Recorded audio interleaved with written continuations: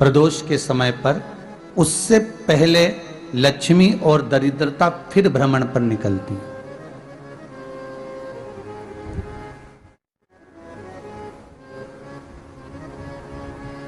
शिव भ्रमण कर कर जब वापिस आ जाते हैं, हिंदू धर्म में पीपल के वृक्ष की जो गणना वराह पुराण में करी गई है, 4 बजे से 7 बजे तक शिव के भ्रमण का समय बताया है शाम को।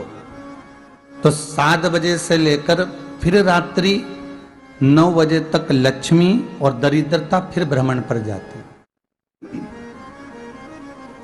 इनका एक समय निश्चित है महाराज।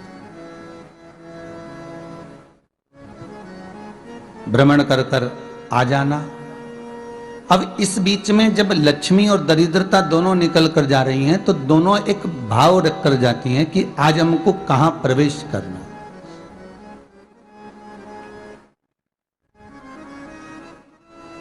आज हमें किस जगह पर प्रवेश करना है, आज हमें कहां पहुंचना है, आज हमें किस जगह जाना है। और जिस नगर में जिस मार्ग से लक्ष्मी और दरिद्रता निकल कर जाती है, ये दोनों का जब निकलना होता है, इनको स्थान दिया गया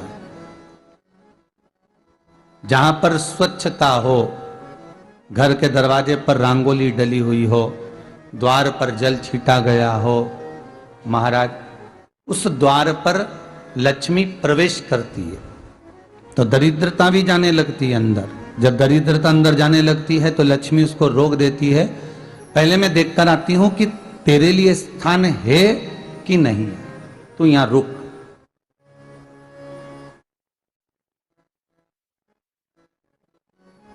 कुछ देर तक दरिद्रता बाहर खड़ी रहती है और लक्ष्मी जी की बड़ी बहन जब दरिद्रता बार बार अंदर जाने का प्रयास करती है तो लक्ष्मी जी कहती हैं, जी तू इतनी बड़ी होकर तुझे मालूम है तू तेरा सम्मान होना चाहिए, आदर होना चाहिए, और तू अंदर चली जाए और कोई तेरा सम्मान ना करे तो कितना बुरा लगेगा, इसलिए तू बाहर खड़ी रहे। मैं अभी आई। अंदर जाती है और जब लक्ष्मी जी भ्रमण कर लेती हैं, अंदर प्रवेश कर कर आती हैं, और प्रवेश कर कर आती हैं तो दरिद्रता पूछती है चले अंदर।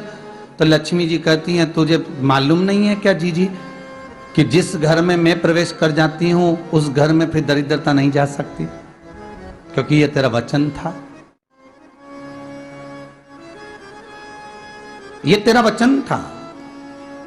अपन दोनों का जब मंगल विवाह हुआ था, मेरा विवाह जब नारायण के साथ में हुआ और तुम्हारा विवाह जब दुसाह मुनि के साथ हुआ, दरिद्रता का विवाह दुसा मुनि के साथ हुआ। जब अपना दोनों का विवाह हुआ था तो अपन दोनों ने एक वादा करा था कि जिस घर में लक्ष्मी प्रवेश कर जाएगी उस दिन फिर दरिद्रता नहीं जाएगी, और जिस घर में दरिद्रता प्रवेश कर जाएगी उस घर में फिर लक्ष्मी नहीं जाएगी। अब जब मैं अंदर देख कर आ गई हूं तो तू अंदर नहीं जा सकती, अर्थात लक्ष्मी के चरण जिस घर में पड़ गए उस घर में फिर दरिद्रता प्रवेश नहीं कर रही। चलते चलते फिर दरिद्रता ने देखा और लक्ष्मी जी इसको लेकर गई, और लक्ष्मी जी ने देखा कि इसके दरवाजे पर जल नहीं छीटा गया, इसके दरवाजे पर ना रंगोली डली है, इसका द्वार साफ नहीं हुआ है, इसके द्वार पर दीप नहीं है, इसके द्वार पर कलश नहीं है, इसके दरवाजे पर ढेर सारा कचरा पड़ा हुआ है, कोई श्वान कोई कुत्ता गंदगी भी कर कर चला गया है, कहीं बिल्ली ने गंदगी कर रखी है, कहीं जीवों ने कुछ गंदा गिरा रखा है। तो फिर लक्ष्मी जी कहती है, जी अब मैं होकर आ गई थी ना, अब तू जा, तू होकर आ। और दरिद्रता प्रवेश करती है। तो अंदर जाकर क्या देखती है दरिद्रता कि इतनी सवेरे से मैं घूमने इनके दरवाजे पर आई और ये तो सब चादर तान के चकाचक गुर्राटा भर भर कर सो रहे हैं। तो दरिद्रता कह देती है, तुम्हारा भाग्य ही बेकार है, तुम्हें क्या करूं, तुम ऐसे ही सोते रहो। और दरिद्रता गुस्से में बाहर निकल कर आती है, लक्ष्मी से कहती है, लक्ष्मी तू इसके घर में जाना ही मत ही। तो दरिद्रता को कहती है, जी तेरी बात नहीं मानूंगी क्या मैं? लक्ष्मी जी बोली, मैं तेरी बात नहीं मानूंगी, बिल्कुल नहीं जाऊंगी इसके घर में, तू चिंता मत कर, चल आगे चले। फिर आगे बढ़े। ये लक्ष्मी और दरिद्रता का प्रवेश है। आपके घर का द्वार आपके घर का दरवाजा। फिर निवेदन करूंगा एक बहुत सुंदर बात, हमें महाराष्ट्र से सीखना चाहिए, हमें साउथ से सीखना चाहिए, दक्षिण से। जिस समय पर भक्ति देवी यमुना जी के घाट पर रो रही थी अपने पुत्र ज्ञान और वैराग्य को गोदी में लेकर, समय देवऋषि नारद ने प्रश्न किया था कि तुम कहां पर पोषित हुई हो, तुम्हें ऊर्जा कहां से प्राप्त हुई? तो कहा मैं गुजरात से तो चली हूं। और वहां से चलती चलती भक्ति देवी कहती है मैं बहुत दुखी होकर, बूढ़ी होकर, द्रवित होकर, बड़ी दुख में वहां से चलते चलते जब मैं महाराष्ट्र में पहुंची तो मैंने वहां जाकर देखा कि वहां पर लोग हर पल हर घड़ी ब्रह्म मुहूर्त में उठकर स्मरण करते हैं, नाम जाप करते हैं और दरवाजे पर जल छीट कर रंगोली डालते हैं। तो कह रही है कि वहां पर मैं थोड़ी अवस्थावान होने लगी, वहां मुझे अच्छा लगने लगा।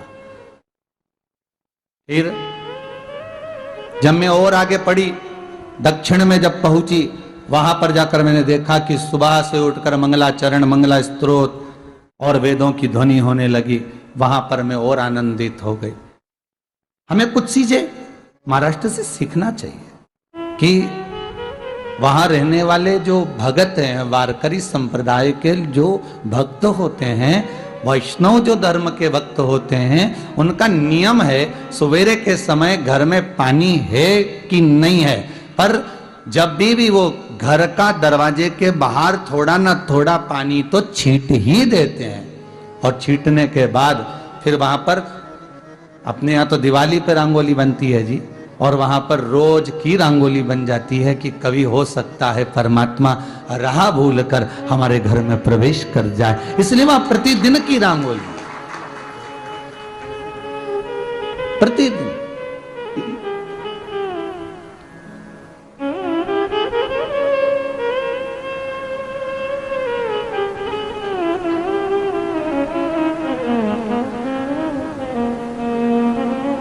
हमें सीखना चाहिए थोड़ा सा। आज के जमाने में तो बहू अपने कमरे की झाड़ू लगा ले, वो ही बहुत बड़ी बात है। हो खड़ी खड़ी बहू ये देखती रहेगी कि नौकरानी सही से झाड़ू लगा रही, वहां से लगा के लाओ, इधर से हेड के ले जाओ, वहां से कचरा सोरो, वहां से पोछा लगाओ।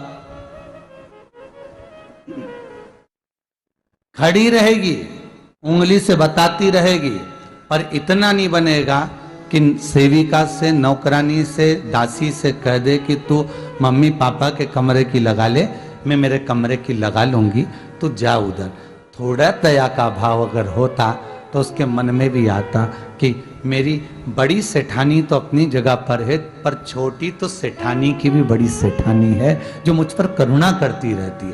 पर बड़ी तो कहे कि बेटा रहने दे, तू उधर ले जा, जब भाभी के कमरे में देख ले जा, उसके बच्चों का बड़ा फैलारा रहता ना, तू उधर देख ले जा, तो जरा उधर, मां उधर भेज रही है।